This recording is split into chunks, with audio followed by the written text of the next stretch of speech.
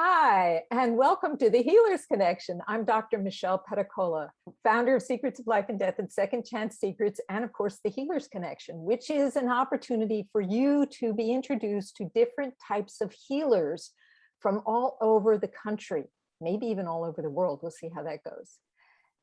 And it is an opportunity also for you to share some of your experience too, if somebody on the show has a question that you have an answer or an experience with, you're welcome to share also.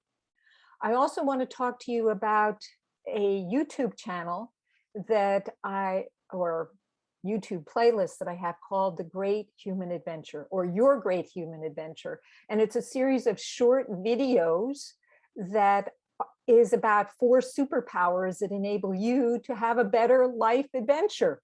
And I'm going to put the link in the chat.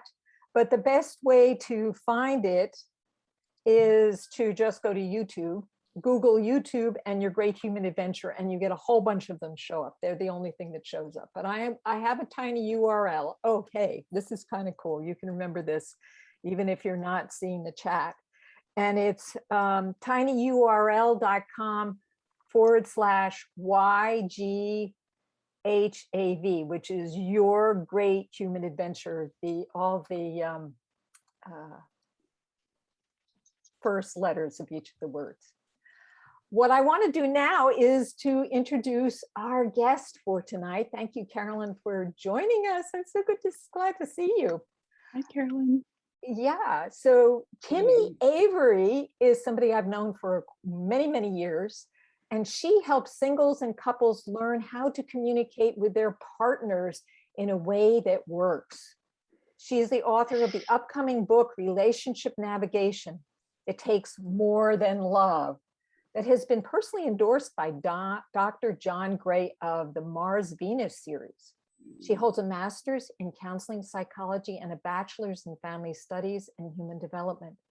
She's a certified relationship coach, a PAX, Partnership, Adoration, and Ecstasy program licensed partner and coach, and an NLP, that's Neuro-Linguistic Programming, master practitioner and trainer. An international speaker, Kimi has shared the stage with thought leader Marianne Williamson and Carolyn Miss. She has trained on gender relations for multinational corporations, Shell Oil and Chevron. She is also the VP of Membership and current past president of Heart to Heart Toastmasters Club in Oakland, California. Without further ado, I am going to invite Kimi to the stage. Let's see. There we go now. Hey, how's that? All right, we're Wonderful. Good now.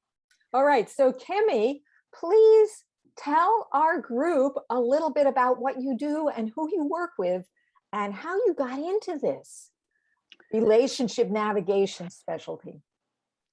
So I became a relationship navigation specialist in 2006. And that was after over 10 years of studying and teaching and working with clients doing neuro-linguistic programming to help them have better lives. And in 2004, I took a course called Celebrating Men, Satisfying Women. And I'd always wanted to get married, have a family. I'm all about love, and I couldn't seem to make it work. So here I am at 36 years old, and I take this course, and it changes everything for me. I was able to meet and marry my husband. I was able to heal my relationship with my father.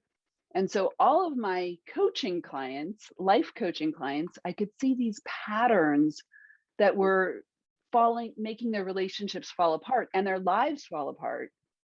You know, how many of you have lost a day, a week, a year, years of your life to a relationship upset?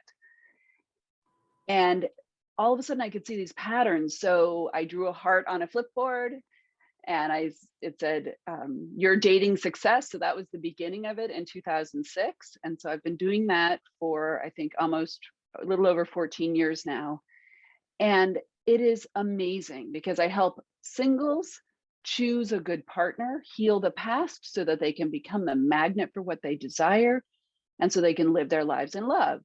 I help couples who are struggling in their relationships clean up their side of the street, because we all have our sides of the street. It's never just our partner's fault for whatever goes wrong. And then use and focus on healing the entity of the relationship. And that may mean we save a relationship and a marriage, and it may mean that they were not a good match to begin with. So I typically work with singles and couples who are committed and desire to have an amazing relationship. Okay, so why are relationships so complicated? Why do we have a difficult time with each other? Why is there this communication problem? Why do men think that they know everything and that you know nothing? Go on. Well, men and women are so different that we'd be better off if we actually spoke different languages, because then we wouldn't think we were communicating. If you've ever traveled or you've ever met anybody who speaks a different language, you speak what I call traveler. You speak slowly, you enunciate, you use words that matter to the other person that would make sense. You don't use words that only matter to you. It's the same thing in relationships. When we are miscommunicating, and how this happens is that women typically look at men as hairier, misbehaving versions of ourselves, who are either doing things we don't like and we're upset, or not doing the things we would do and we're upset. So we often have this chronic pattern of being upset with them. We want them in our lives. And this, by the way, holds true for same-sex relationships. The masculine is this provider, protector, producer, and the feminine is a supporter, adapter, enhancer. But these two people. Wait a minute now. That's a lot of information at once. Okay. Explain that a little bit more. What is this protector, provider, adapter, or what is that? And where does that come from? Well, okay. I mean, come on. So it's hardwired into the masculine. So I want to go back to this other thing, because this just before. So the masculine tends to look at women as smaller, emotionally indulgent versions of themselves who can't get to the point to save their lives. Okay, so we've got these two people, two entities, the masculine looking at women as a version of themselves, and they have a certain way of doing things, and the feminine looking at the masculine as a version of themselves. So let me go into the masculine, feminine a little deeper. Thank you.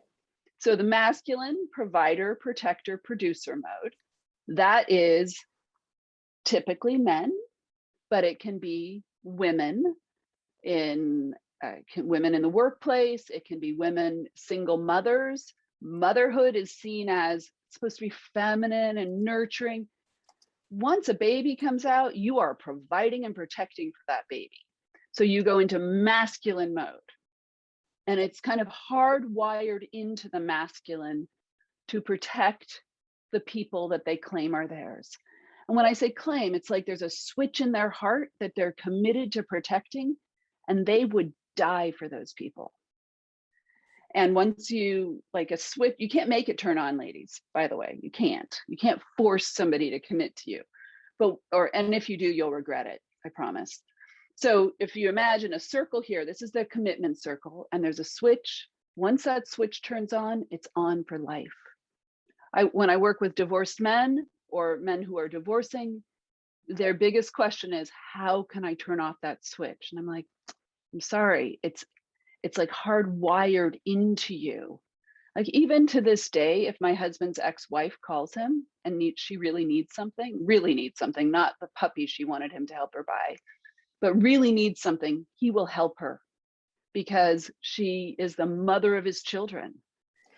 Okay, she's still in his commitment circle. So this sounds pretty good. I mean, I like this. It's a beautiful thing. So how is this a problem? Well, it's a problem because the feminine over here doesn't really understand that motivation.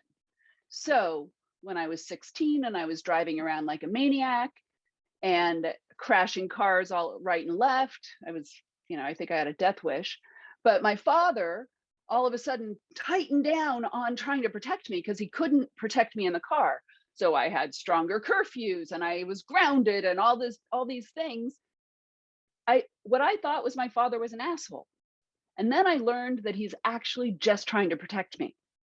And when I moved, my father and I fought from about age 13 to 36 when I started studying about men.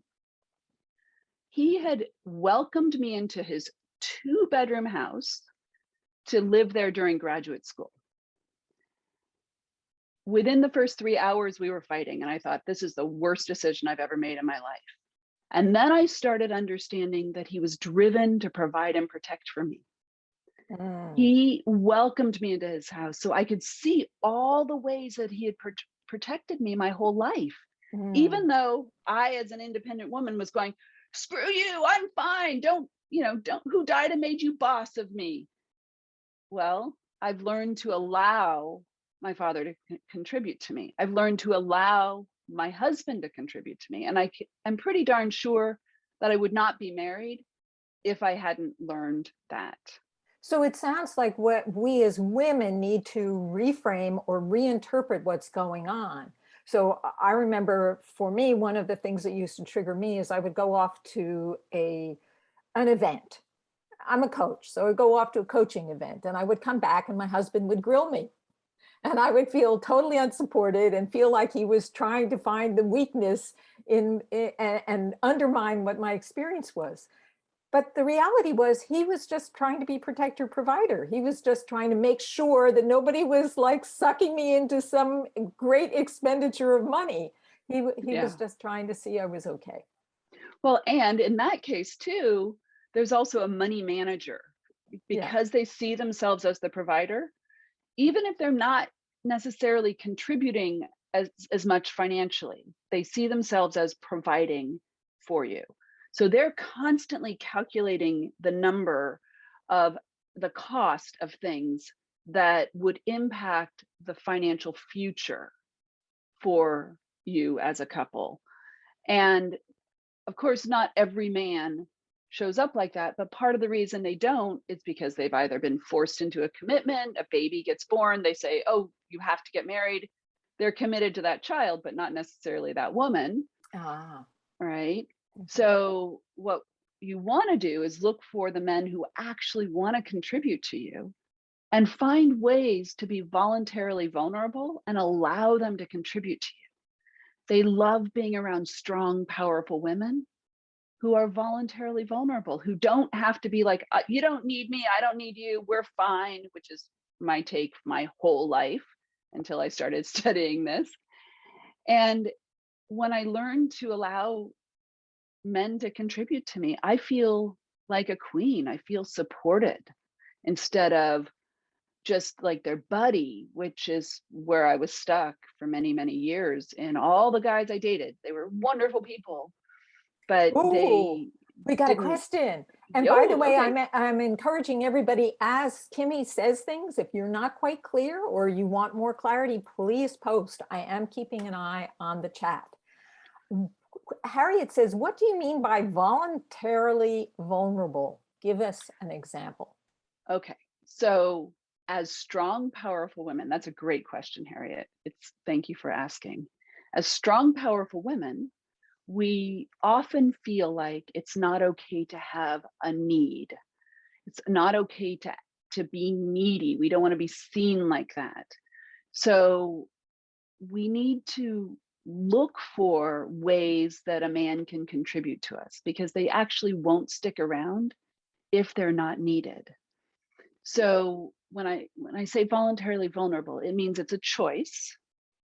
And it means I can say to my husband, I really need help organizing something, or I really need help making sure the kitchen stays clean.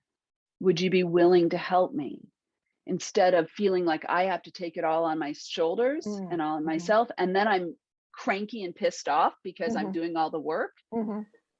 Giving quality information, and I teach women how to have a needs conversation that works, and allowing somebody into your world instead of feeling like you have to be this impenetrable fortress. And a lot of us have, if we were born somewhere in the 60s and 70s, We were conditioned to be strong, powerful women and not need a man, which breaks up relationships because they won't stick around if they're not needed.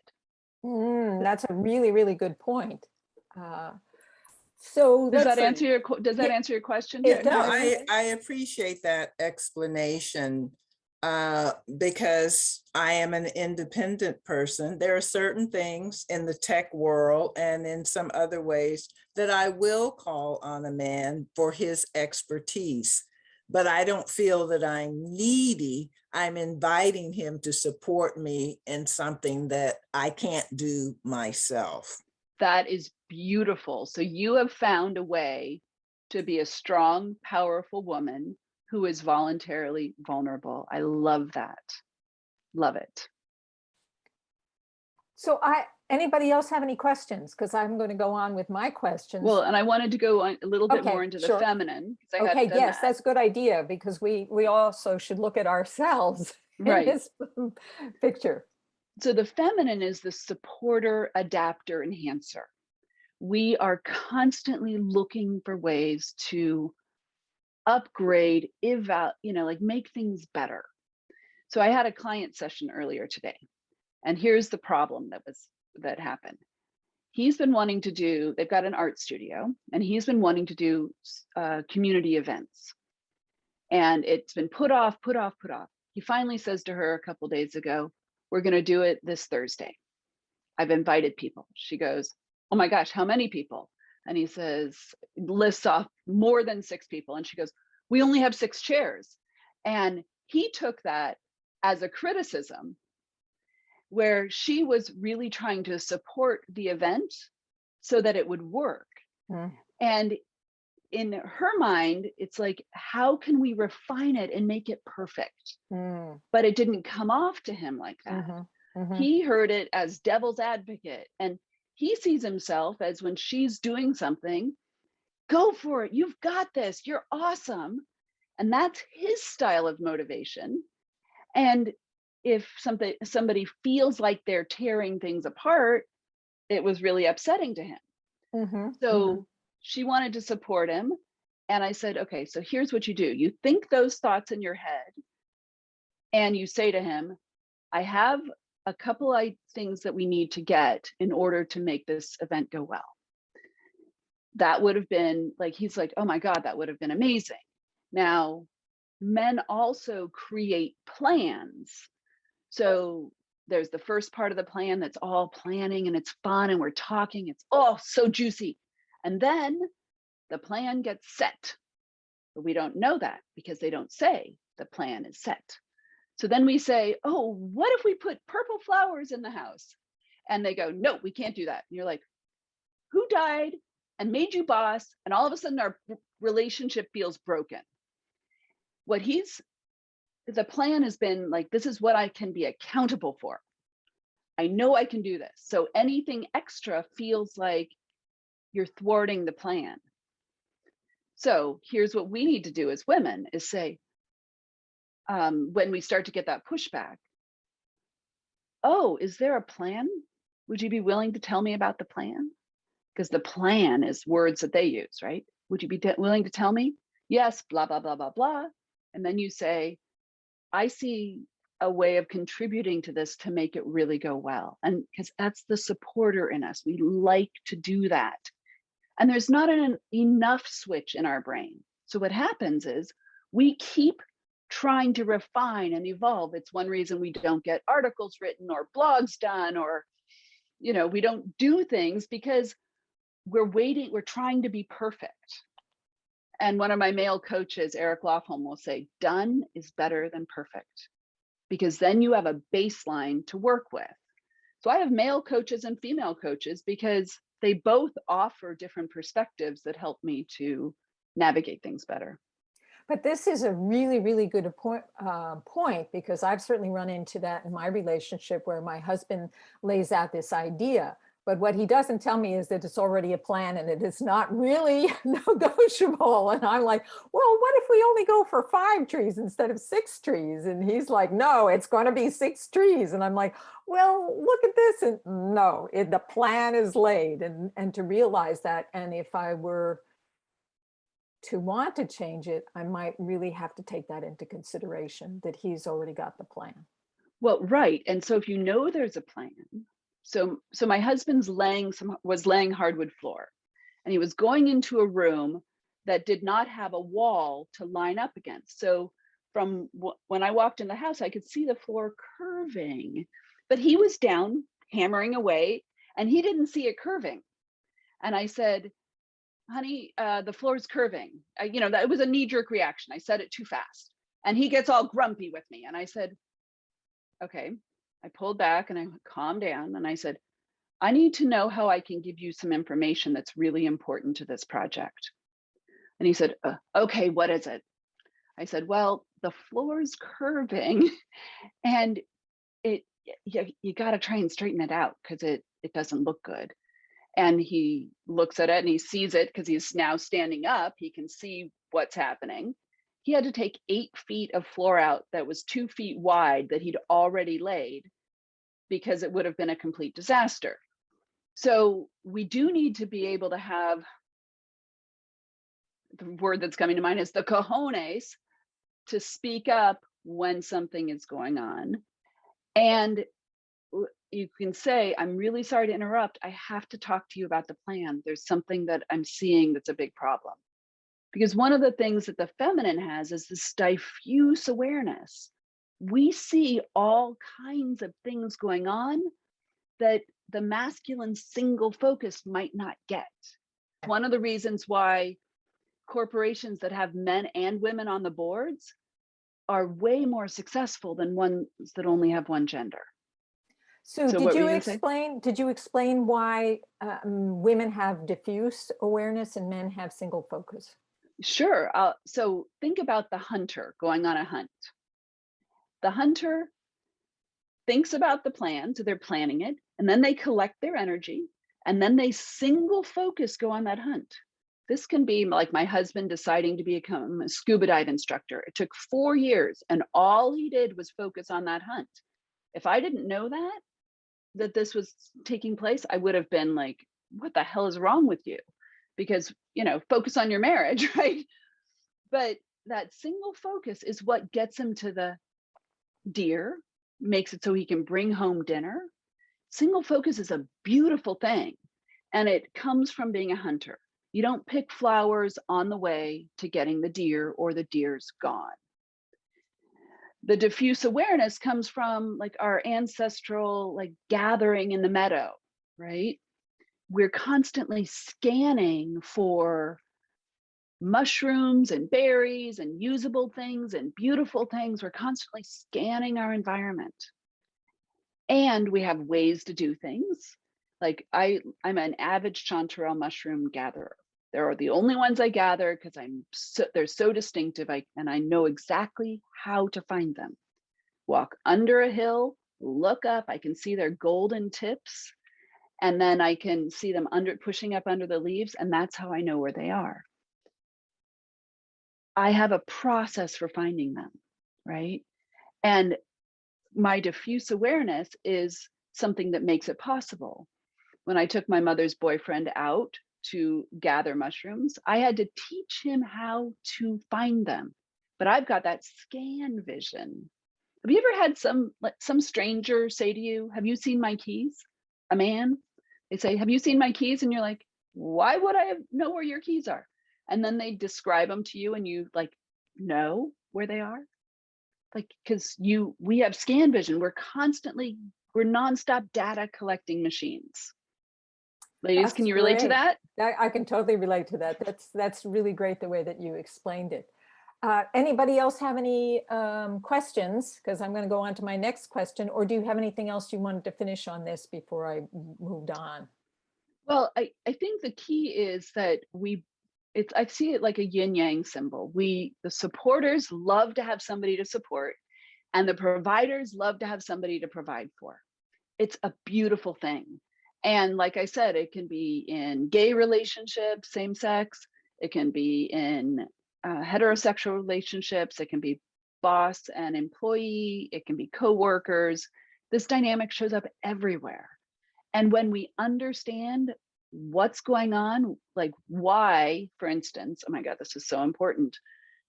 Women typically, you give me a phone call, I pick up, we have a conversation. It's easy for us to do. But when a man is single focused on something, he might not answer the phone if he knows you're going to talk a lot, and then you'll be pissed off because he didn't answer the phone. But that single focus is something to respect. So saying, hey, I'm sorry to interrupt.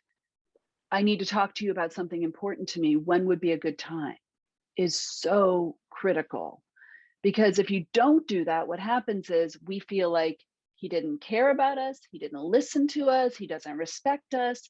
And then this is one of the reasons why women in the tech industry typically leave after about 4 years.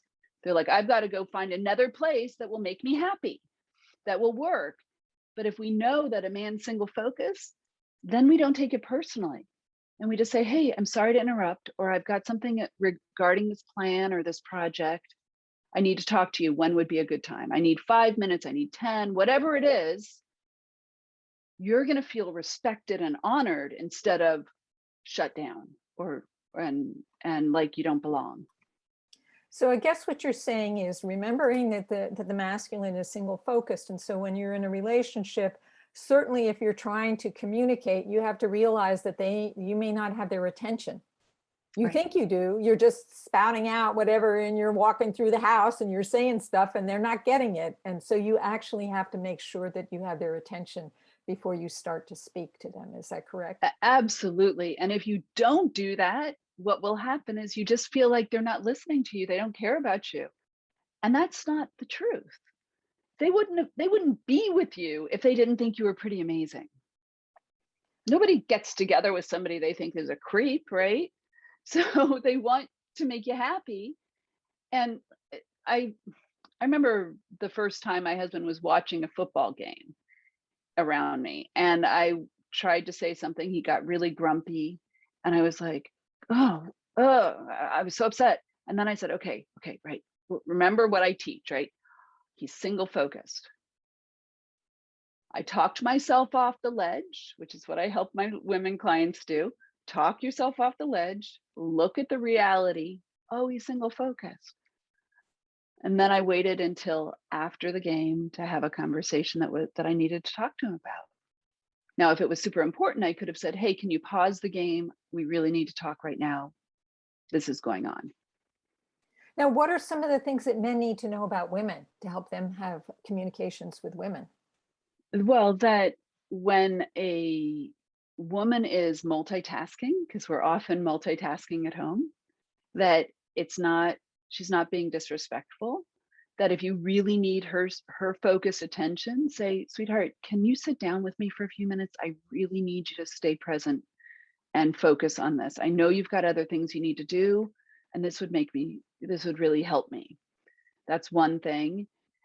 Understanding that a woman is guided by this special organ right here. It's called our feelings. And have you ever had a man tell you you're being too emotional? Yeah, it doesn't feel good because our feelings are everything to us. So guys need to understand that feelings are important to a woman. And understanding that means you can hold your space if she's upset. And if you need to pause because she's really upset, you can say, hey, let's figure out what you need underneath that. Because typically we don't get upset until there's something that we need hasn't been met for a long time. We've been trying to say it over and over and over again, the way a woman would understand it.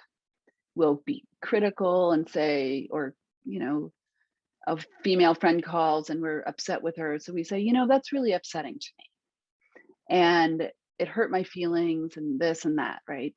And if we do that with a man, all he hears is the criticism and he backs away. So we've said it over and over and over again. And then we're irate, we're, have lost it. I mean, you can be the most spiritual woman in the world and you likely have lost it at some point, unless you live in a convent. And then there are no men. And there are no men, right? But that emotional, it's a sign that there's something that you need underneath it. So we want to help you get clear on that so that you can deliver what you need in a way that works. So I want to open it again for questions because we're at the bottom of the hour, and it would be lovely if you actually wanted me to put it in gallery view. I don't want to out anybody but this is your opportunity for asking relationship questions. Anything that you've run into that has troubled you, Kimi is here to answer your questions. So Absolutely. So feel free to raise your hand or put a comment in the chat. Harriet's hand is up. Okay, Harriet, do you want to just go ahead and say your question? Yeah, this is a bit of history. I was dating or starting to date someone in college, and I went to his dorm and I waited around for a while. He wasn't ready. So I just left and went to the event. And at that time you had a phone booth. So I called and I said I was already there, and oh, well. And he says, if I'm going to be the man in this relationship, you can't be doing that. Okay, so we have talked off and on, and for X number of years, and I think that I'm open to renewing a relationship as mature adults, and so we're a ram and a bull, so very strong, but I'm wanting to be myself and allowing him. So what you've been saying is very important in terms of this supporter, adapter, enhancer versus the provider, contributor, single focus. Great lessons. That's my comment. I really don't have a question, but I'm really thinking about, okay, this is how many years later? Both of us have matured. Absolutely. And both of us are single parents of men. Right. So I love looking at a situation like your college experience, right?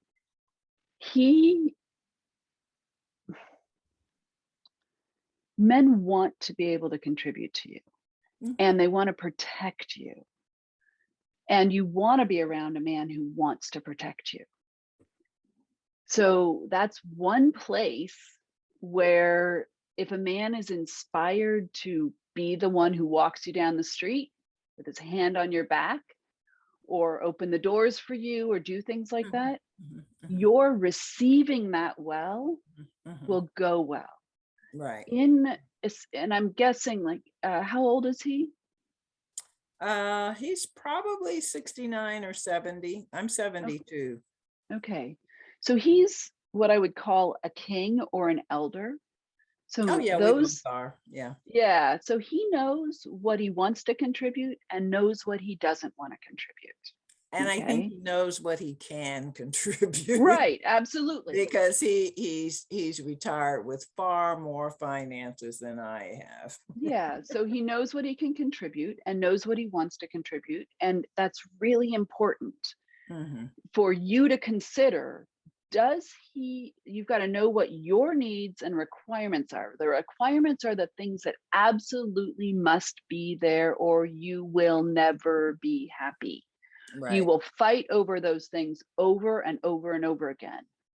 I've got a couple who I know, well, they're not a couple anymore, but he is kind of stingy because he's on a budget. And she really needed to feel like she was taken care of. and they're dear friends now, but they can't make a relationship work because it's a deal breaker for her. She needs to know that the man in her life will be able to protect her financially and be her safety, be her rock. So those requirements, you've got to identify those. Okay. Make sure that he meets all of those. And it's like, if they're not matched with what he wants to provide and what you want to receive, then you're going to be like this, or clashing. And if he wants to provide the things that you want to receive, then it's like this. Okay. And it is a beautiful thing. Like, one of my best friends married somebody who he was 20 years older, wanted to give her exactly what she wanted to receive. And it's like two peas in a pod. It's beautiful, but it can also be a disaster. No, it's very helpful. Thank you. Great. Anybody else out there got some questions on relationships and certain things that have come up that you would like to get some clarity on? I see, Carolyn, that you're showing your picture. Maybe, Yeah. Oh, Ellen. Ellen's got a question. Ellen, go ahead. It's more of an observation than a question. My husband and I butt heads a lot, and I just consider it as part of our astrology. We're just both very stubborn, obstinate people. And I think, based on listening to you, another aspect of it is I'm a very masculine person.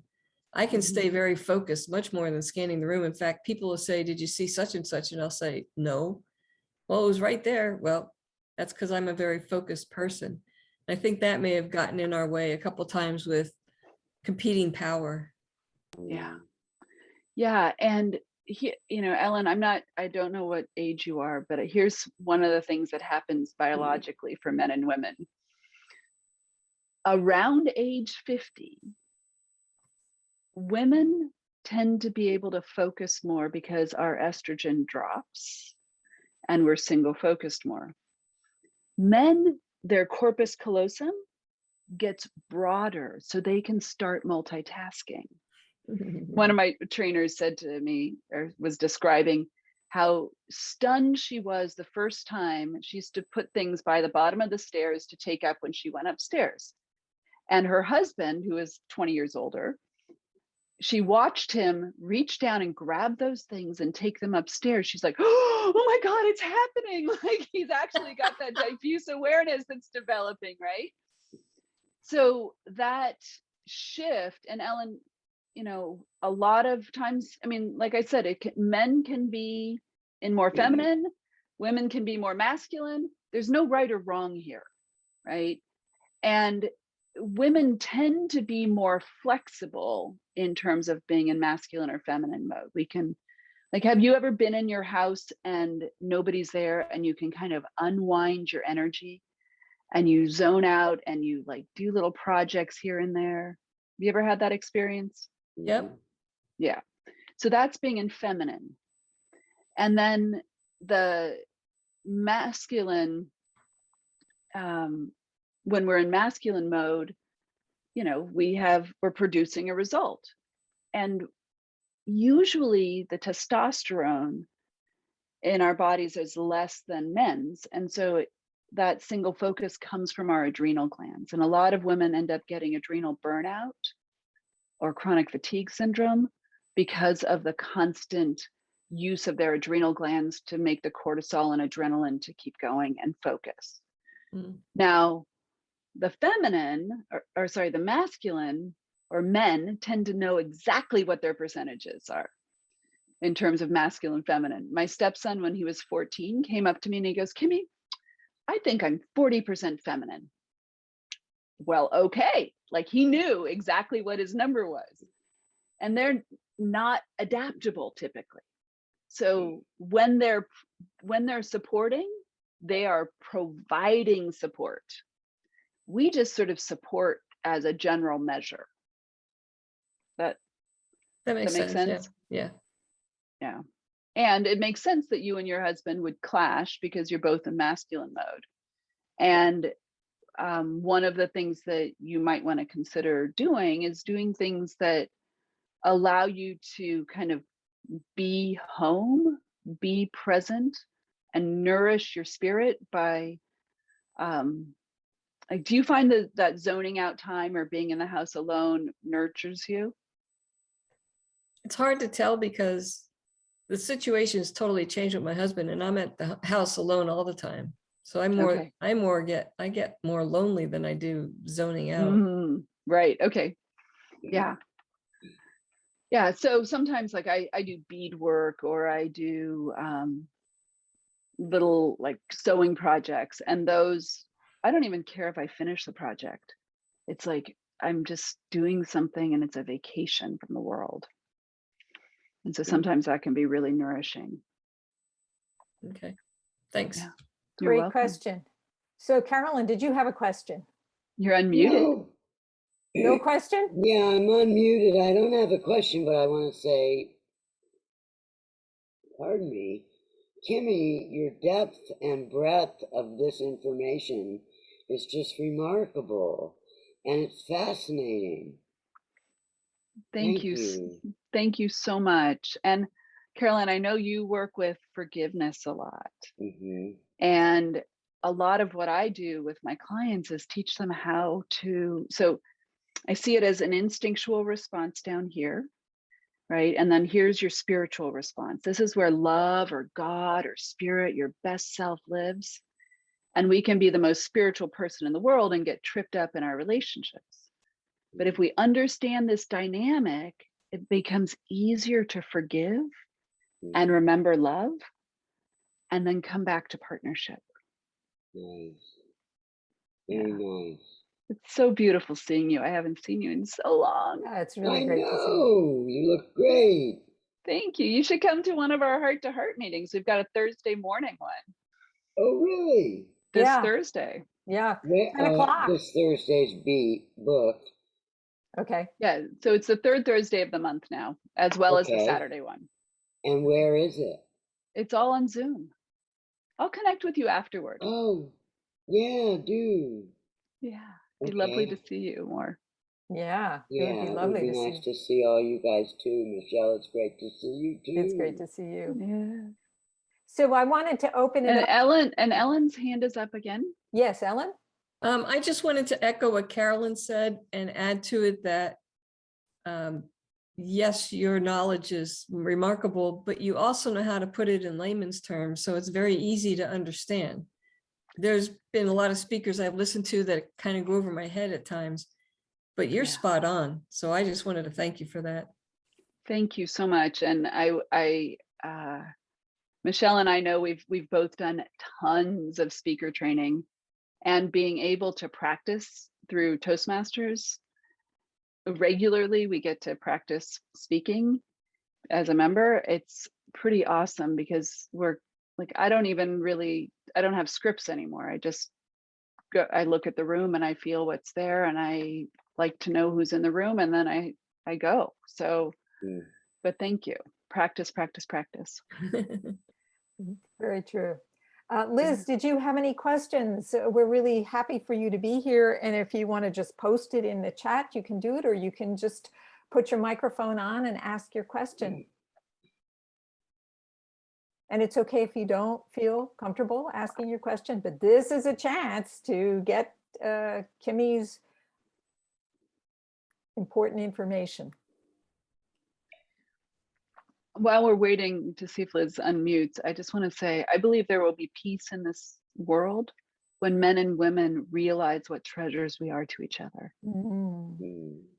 And it's, I am committed, like my biggest vision is and purpose is to support spiritual warriors in living their truth and shining their light to the world. But you can't do that if you're having relationship upsets and losing time in your life. And really I know for myself, when I'm upset with my husband, I literally can't think straight. And that doesn't serve, I can't write my book, I can't do the things that I need to do. It's true. I can show up for my clients, which is great. I've got a switch that works for that, but other things, no way. It's like, can't do it. So another question I have for you is, what are some ways that you can maintain the health of your relationship? One thing is that I do with my clients is I have them do a daily connection ritual. And that is, it's like 16 minutes long. And the first part of it is eye gazing. And it's about 2 minutes long. And you're just really breathing in and choosing to remember the little child in your partner, the sweet, loving person. And then after you set a timer and you're eye gazing. And then after that, you're not eye gazing. You're either looking at a candle or looking down at your belly. And you each have about 4 minutes, and you can put it on a timer again, to express yourself about what's working for you, what's not. Like, what are you feeling about your life? What are you feeling? How did the day go? What's on your mind? And each person gets to share that. And then 2 minutes each way of sharing what you appreciate about your partner. And it's like you get a lot of bang for your buck when you take that conscious time. And men typically like to do it because they know that if I give her this, she's happy, she's relaxed. But if he doesn't, then she's kind of waiting for him to say, "How was your day?" And he's afraid to say it because it's going to spew out and it's going to take a long time. So he doesn't ask it. And then she's upset and then a fight ensues. So that's a downside, right, of not doing it. And when a woman has kind of a platform to share what she's experiencing, she feels nourished and heard and valued. So it's, again, like, it's a great gift for a man to give a woman, and it's a great experience for a woman to hear what's in the heart of her man and to really hear his heart. And it's got to be safe. Often they don't tell us things because they think we're going to get mad. So It's an opportunity to clear the air, huh? Yeah. And if a guy has and it's not a dialogue back and forth, then you can go into a dialogue after the daily connection ritual. But this particular exercise is, you get uninterrupted time to talk, each person. Mm. And that allows a man to share what's going on for him, because we're often saying, oh, they don't communicate, they don't share what's happening. They don't share because they're pretty convinced we're going to throw a fit about something if we don't like what they have to say. So we have to be really safe for them to talk to. That's really, really important. Thank you. That was a great exercise. Is there anything, we're coming to the top of the hour. We've got about 11 minutes left. Is there anything else that you want to share? Any really important information that you want to convey to our audience right now? Yeah, I'd like to just reiterate the thing that I said about needs. There's nothing in a woman's nature to get us to know what we need until we're upset without it. Mm-hmm. So pausing and really listening to your heart to get that need that's underneath the upset. And if you're delivering an upset or something you're upset about or something that you need, and it starts with criticism or frustration, you've lost him like that. So when I teach women how to ask for something that they need or talk about something important to them, ask for a time to talk. And this is critical. Wait until talk time comes. And then you talk about, you express appreciation for what he's already contributing to you. And then you say, there's something that I need that I don't think you know about, or there's something I need we've talked about before. And then you bullet point, key bullet points, what this will provide for me, what it will help me do, what it will make me really happy. Those are actually key words: provide, help, and happy. Nothing is worth just doing, but so many things are worth making you happy. Men will say, all I want to do is make you happy. And then you ask the partnership question, which is there anything you need in order for that to happen? Or is there anything you need from me to make that happen? So when I asked my husband, I did this with my husband about opening the car door when we're on a date. He said, I asked that question and he said, let me know we're on a date. So when we walk out of the house together, he says, are we on a date? And I say, yes or no. We're either scampering off to Home Depot or yes, we're on a date. And he opens the car door. That's And I great. say, oh, I'm so happy. Thank you. That's great. And That's he great. wants to do it. And Ellen's hand went up Yes, I as I saw was that. talking. So I just wanted to comment that that you had talked about when we don't get a need satisfied, it builds up and builds up and builds up until we blow up. Well, that actually occurs with both my husband and I. And it's kind of interesting because on my side of the view, I didn't even know that he was whatever he's upset about because he never said anything. And I'm probably the same way from his point of view. And then all of a sudden you're both having blowups. And I mean, we get through it. We got through it.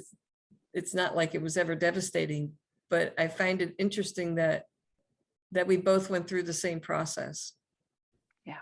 yeah. And often, given the drive to provide and protect, they will conceal things that are important to them because they don't want to hurt their partner.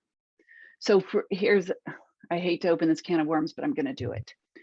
So often when we're upset, we withhold sex and attention. Sex is critically important to men. It is like sex orgasm is critically important to both men and women because it's good biologically. I mean, it's like really important. And the more they care about you, the less they're going to pressure you to have sex. So it's like, think about it, when we're around other people, we hug our girlfriends, we hug people. It's like easy for us as women.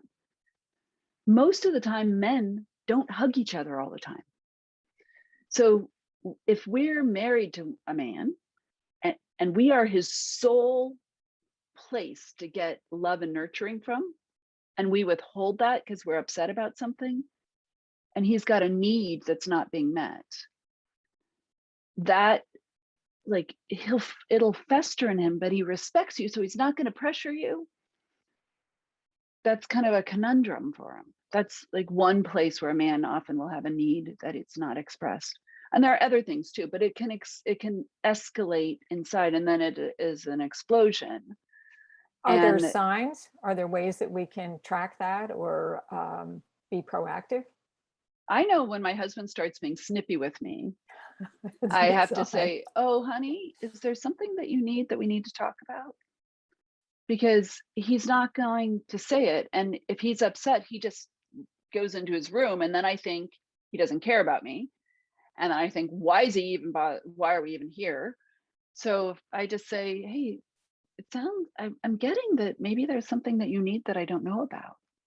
And men and women can both say that to each other, especially Ellen, in your case, where you both kind of have these needs that escalate. So just checking in. Let's just make sure that our needs are getting met. So I'm opening up for a few more questions, or at least one more question. We have about 5 minutes left. And also I want to invite you to come back. Well, let Kimi say the last thing, and then I want to invite you and let you know what's going to be happening at our next Healers Connection, which is on Friday, the 24th. And I'm actually going to have 2 guests on that call, and it's going to be pretty interesting. But Kimi, go ahead and maybe make, if you have people are interested in having further connection with you, to provide that information. Yeah, so I have different programs. I have a relationship navigation course. I've got something called the Relationship Clarity System to figure out if you're the right person for each other. And something called The Real Truth About Successful Communication Between Men and Women. So I've got these different programs, and the way to find out if they would be right for you is to speak with me about your relationship situation. And I will let you know if and how I can support you in creating the relationship that you truly desire. And sometimes it's I don't promise that I'm going to help people save their relationship, because sometimes people aren't meant to be together. And I've also seen couples who I was convinced would break up completely resolve things when they started understanding each other. So it's a 30-minute complimentary relationship breakthrough session where we just chat by Zoom, and I get to know, hear what's going on for you, and we'll look at how I can support you. Okay, that's Yeah. great. You might want to put that in the chat, and I Let will, me grab of course, let me grab the link. you can go ahead and do that, and I can go ahead and put that on the website as well. So I just wanted to let you, those of you who are here, to know that the next meeting is on the 24th. It's in the morning. It's 9 o'clock in the morning Pacific Daylight Saving Time. I think we're still Daylight Saving Time. And I'm going to have 2 healers. One is a sound healer who helps you to break through your blocks, things that are holding you back from being successful through sound. And the other one is orthobionomy, which is a very different kind of healing energy as well. And so I thought it was interesting to juxtapose 2 very different kinds of healing that both use energy to cause a translation or transmutation in whatever is holding you back. That sounds So I hope, wonderful. yeah, so I hope you come back. And if any final comments, because Kimi, did you put your, yes, you put your. I did. I put the link in there. Link in there, great. And if, well, actually, I think Harriet's going to be speaking on the Healers Connection in the next year, because I've kind of really booked myself up. And Carolyn, I don't know, but you might also want to consider coming on my show at some point. So I hope you consider that. In fact, I want to talk to you because I have something else that's coming up that might interest you. And Ellen and Liz, thank you for joining us today. Last chance, Liz, for you to get solutions to your relationship, or maybe you're thinking about it. She's unmuted. Hey, Liz, do you have a question? Hi, well, I don't have any questions at the moment, but I lost connection for a little bit and I had to try to log back in, so I missed a couple minutes, but I just want to thank you. Very emotional. You can see cutest darn picture of the 2 of us, but we're no longer together because of communication issues. So I know I need some work, a lot of work on my end. But it's frustrating when, for 5 years, I felt like I did all the talking or all the communicating and I got nothing in return. And it was just sad. So I just want to better myself. So. Well, I hope you take advantage of Kimi's free offer there and have a conversation with her and see how she might be able to support you. And Liz, thank you for being courageous enough to speak out and for sharing that beautiful picture of you. Oh, thank you. Thank you, ladies, very much. Liz, can you access the chat right now easily? I don't know if I can. Okay, so is there any way that you can give her the information easily? Not really. But Liz, you know what? If you know that I have, and you're going to want to relook at this again, it will be on my website under Healers Connection. It's She found it, it looks like. Oh, great. I did. But if you want to see this recording again, it will be on my YouTube channel, and it will also be on my website in the next day or so. It will be okay. And I will let me just say one thing. Liz, were you 2 married? No, we were engaged. Okay. Yeah. So once a man has made a commitment, if we can work on ourselves and refine how we communicate with them, often they'll want to reconcile. I would hope so. This is still very, very fresh. Yeah. just a couple weeks in, and when he shut the door, he shut the door with very little explanation. Mhm. So I've got a lot of questions that I can't get answered. Yeah. So Yeah. it's tough. I mean, I would love that, but I think it would take a lot of work, and I know I'd be willing to do it. I just don't know if he would be. But Yeah. I'm just heartbroken. Yeah. I hear you. So please, if you want to speak with me, let's have a private conversation Okay, and look at what we can do. I would love that. Thank you. You're welcome. Thank Okay. you so much. All right, you guys, Yeah. it was a great call, and thank you, Kimmy, so much for joining me on this Healers Connection, and look forward to connecting with all of the rest of you in future calls.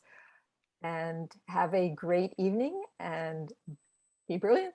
Bye for now. You too. Bye-bye. Thank you, you too. Thank you, everybody. Thank you, Michelle, for having me. You're so welcome, Kimmy. Bye. Take care. Bye-bye. Bye.